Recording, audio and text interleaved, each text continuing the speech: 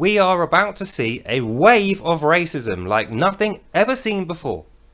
And many people are going to say it's well deserved, even though, in my humble opinion, racism is never well deserved. By the virtue of the fact that it's racism. You know, what is racism? Racism is when you hate someone based on something which is latent to them. The colour of their skin, the religious culture that they were born into, or that reflects their country, you know, their nation or their skin. That's what racism is. So if someone's being racist and they're hating based on those things which can't be changed, it's never deserved, is it?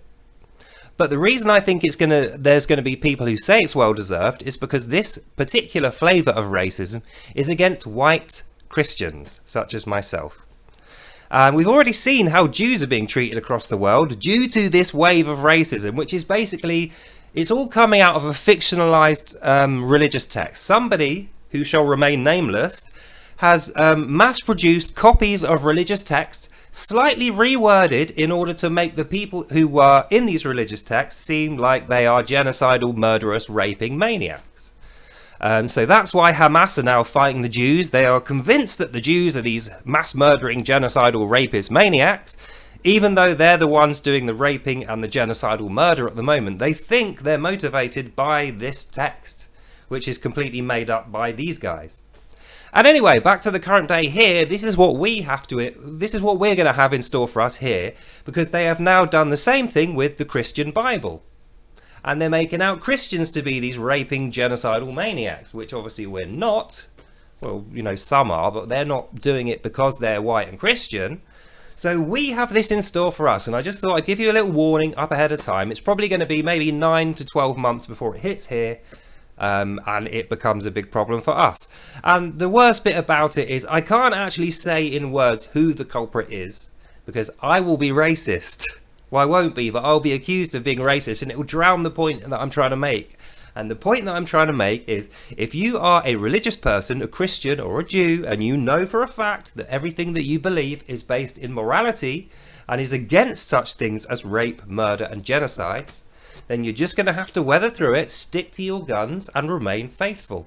And if you're an atheist who believes in the 10 commandments, don't rape, don't kill, don't steal, don't lie, don't present false witness, then you want to side with us when this is coming, because the people who are doing this against us don't believe in any of those things. In fact, they believe those things to be false. So, in conclusion, if you want to uphold a lawful, moral society, no matter which race or religion you are, or if you're an atheist, then watch out for this, the wave of racism we're going to have come here, and do everything you can to fight it without doing these things. Murdering, being violent, lying, all the rest of it. Because that's the plan. That's why they're doing it. They want to prove to the world that there's no point being good and moral, and the only way to fight back is to be violent and immoral. So don't do that. So I hope that's got the message through to you. It's ridiculous. You won't believe me now. You'll think this guy's off his head. This is ridiculous. That could never happen in real life society. I thought that too. But guess what? Give it a few months. You will be believing every single word because you would have seen it with your own eyes. And the ticker is this. The only reason you haven't noticed this already and why you're being convinced that it could never happen is because 90% of your attention span is on fucking TikTok. You've been brainwashed by social media, like all of us have been. So the only way to get around it is to switch off from all that social media brainwashing and to not look at it again, and to use your eyes to observe real life, what's happening in real life, with your own eyes, on your own street.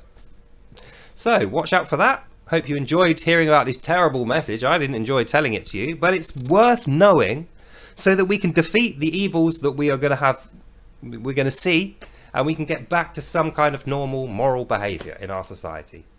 So that's the end of this video. I hope you enjoyed it, and I'll see you in the next one. Bye now. And just so you know, the people who have thought this up and actually are applying it in their own lives, they are mad. There's only one way that you can be that mad, and that is ideology. So watch out for these mad ideologues. Don't be fooled, and I'll see you in the next one. Bye now.